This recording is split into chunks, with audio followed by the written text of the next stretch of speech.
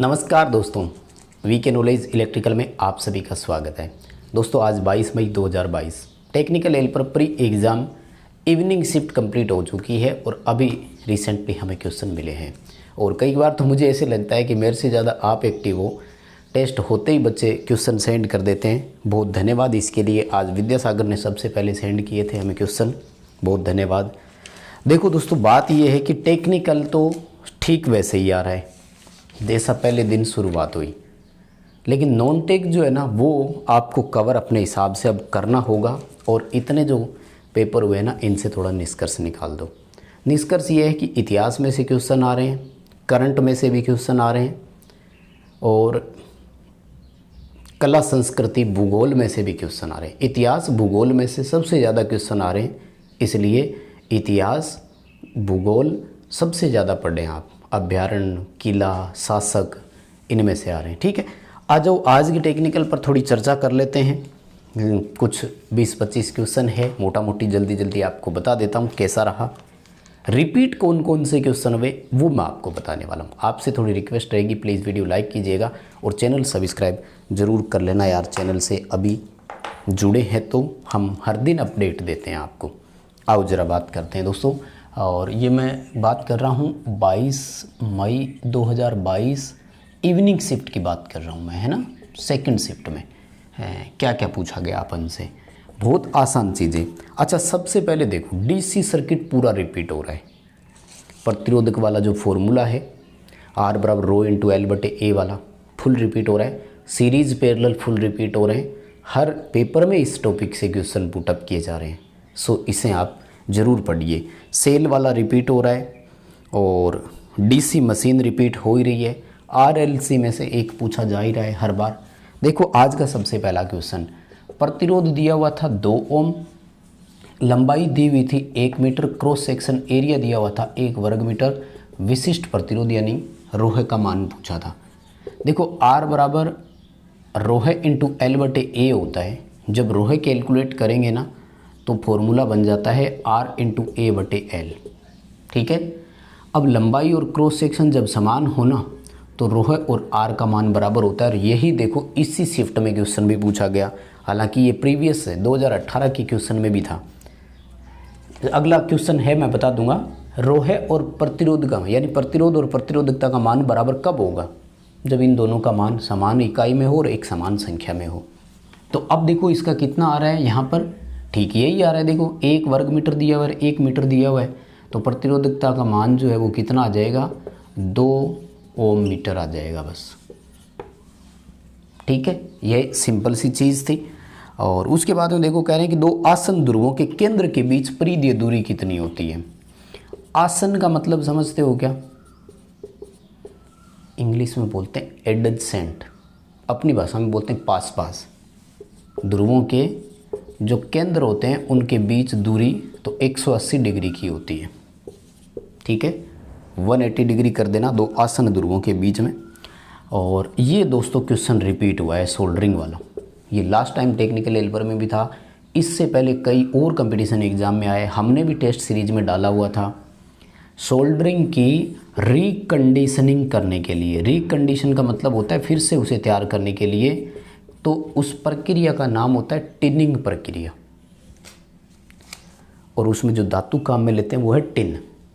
Tin उत्तर करना था आपको, टिनिंग प्रक्रिया बोलते हैं इसको। सोल्डरिंग करने से पहले रिकंडीशनिंग की जाती है। डीसी मोटर में बैक ईएमएफ का फॉर्मूला पूछा था। देखो बैक ईएमएफ के 2 फॉर्मूले हैं, एक तो वो प्रेरित ईएमएफ के जैसा फाई जेड एन पी 60 ए वाला कर सकते हो, नहीं तो दूसरा अगर ये फॉर्मूला पूछा है तो टर्मिनल वोल्टेज में से आर्मेचर ड्रॉप माइनस करनी थी, यानी V minus I a into R a करना था, क्वेश्चन का आंसर आ जाता। बहुत सिंपल क्वेश्चन अगला पूछा कि 1 किलोवाट का कोई लैंप है, 1 घंटे तक ऑपरेट करेंगे, कितनी एनर्जी खाएगा। भाई 1 kWh ही तो उत्तर आएगा ना। किलोवाट इंटू घंटे करना है, किलोवाट को घंटे से गुणा किया तो 1 kWh उत्तर हो गया। तो ये तो बहुत ही आसान क्वेश्चन दे दिया। ट्रांसफार्मर का क्वेश्चन दिया था ONAN, जिसमें पूरा नाम पूछा कि क्या नाम है ONAN ट्रांसफार्मर में। तो ये जो है ना, ये कूलिंग वाली विधियों पर आधारित है। मैंने कई बार क्लास में करवाया हुआ है, आप यूट्यूब पर मेरे ट्रांसफार्मर की कूलिंग वाला चैप्टर देखेंगे तो पता लगे। ONAN का मतलब है ऑयल नेचुरल, एयर नेचुरल। अपने जो वास्तव में प्राकृतिक रूप से ठंडा हो रहा है ना, वो यही तो विधि है। अपन ने तो एक बार तेल भर करके छोड़ दिया, उसके बाद अपने आप ठंडा हो रहा है। तेल जो है वो एयर से ठंडा हो रहा है। उसके बाद में देखो सवाल यही पूछा जो मैं ऊपर बता चुका हूँ कि प्रतिरोधकता और प्रतिरोध बराबर होंगे यदि क्या हो, तो फिर वही बात, क्रॉस सेक्शन एरिया और लंबाई का मान बराबर हो। एक समान यूनिट में होना चाहिए, मतलब एरिया 1 वर्ग मीटर है तो लंबाई 1 मीटर, एरिया 1 वर्ग सेंटीमीटर है तो लंबाई 1 सेंटीमीटर, एरिया 2 वर्ग सेंटीमीटर है तो लंबाई भी 2 सेंटीमीटर हो। यानी कुल मिलाकर के दोनों की यूनिट भी साथ में सेम होनी चाहिए, डाटा भी सेम हो। 8वां क्वेश्चन देखो, कॉम्बिनेशन प्लायर का यूज पूछा। कॉम्बिनेशन प्लायर सर्वाधिक उपयोग होने वाला है। हम इससे इंसुलेशन हटाने का उपयोग कर सकते हैं, तार को काटने के लिए यूज कर सकते हैं, जॉइंट लगाने के लिए यूज कर सकते हैं। तो मुझे लगता है ऑप्शन पढ़ करके आप इसका उत्तर दे पाएंगे। ठीक है, जब सही सही से ऑप्शन आपके सामने आएंगे ना, तो ऑप्शन देखते ही मुझे लगता है कि आपको उत्तर जो है वो आसानी से पता लग जाएगा। 9वां क्वेश्चन देखो, ये पूछा निम्न में से कि कटिंग टूल कौन सा है ना। देखो कटिंग टूल में चीजल कटिंग टूल में ही आएगी। अगर चीजल यानी छेनी दिया हुआ है तो, हेक्सा दिया हुआ है तो वो कटिंग टूल में आएगा। ठीक है, उसके बाद में कोई विशेष जैसे मैं डायगोनल कटिंग प्लायर दे दिया हो तो वायर स्ट्रिपर नहीं आएगा, वो तार का इंसुलेशन छीलने में काम में आता है। इसमें क्या क्या ऑप्शन थे प्लीज़ आप मुझे कमेंट करके बताइए ज़रूर। ठीक है, देखो एक बच्चे को सारी चीज़ें याद नहीं रहती है तो ज़रूरी भी हो जाता है। डीसी मोटर में इंटरपोल कैसे जुड़े होते हैं। ठीक है, तो इंटरपोल देखो मोटर हो या जनरेटर हो, आर्मेचर के सीरीज में ही जुड़े होते हैं हमेशा। ठीक है, डीसी मोटर हो या डीसी जनरेटर हो, इंटरपोल हमेशा आर्मेचर के सीरीज में होते हैं। अगर सामान्य मशीन है तो बराबर होते हैं मेन पोल के, और अगर क्रॉस फील्ड है तो एक जोड़ा इसमें अधिक होता है। अंडरग्राउंड केबल में फॉल्ट का कैसे पता करेंगे। अंडरग्राउंड केबल में दोष कैसे ज्ञात करेंगे, तो कह रहे हैं कि ऑप्शन दिया हुआ था लूप टेस्ट के द्वारा। अगर फर्दर और ऑप्शन दे दे तो ध्यान रखना, मुर्रे लूप टेस्ट, वार्ले लूप टेस्ट और एक ब्लेवियर टेस्ट भी होता है। टोटल 3 टेस्ट होते हैं जिनसे अपन अंडरग्राउंड केबल में फॉल्ट का पता कर सकते हैं। वैसे अभी कह रहे हैं लूप टेस्ट ऑप्शन दिया हुआ था तो कर देंगे। अच्छा आगे देखो सवाल दिया कि RLC सर्किट में जब फेजर डायग्राम बनाते हैं तो उसमें संदर्भ राशि कौन होती है। माय डियर ये क्वेश्चन अधूरा है, श्रेणी समांतर देना जरूरी होता है। अगर सीरीज सर्किट है तब तो धारा होगी, समांतर सर्किट है तब वोल्टेज होगा।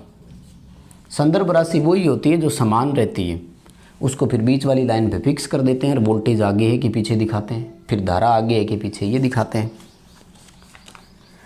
तो लगभग सारी चीज़ें सेम है। अच्छा अगला सवाल देखो, कह रहे हैं कि एक चालक में आवेश तथा विभव में अंतर के अनुपात को, विभव में अनुपात अंतर को क्या बोलते हैं, विभवांतर।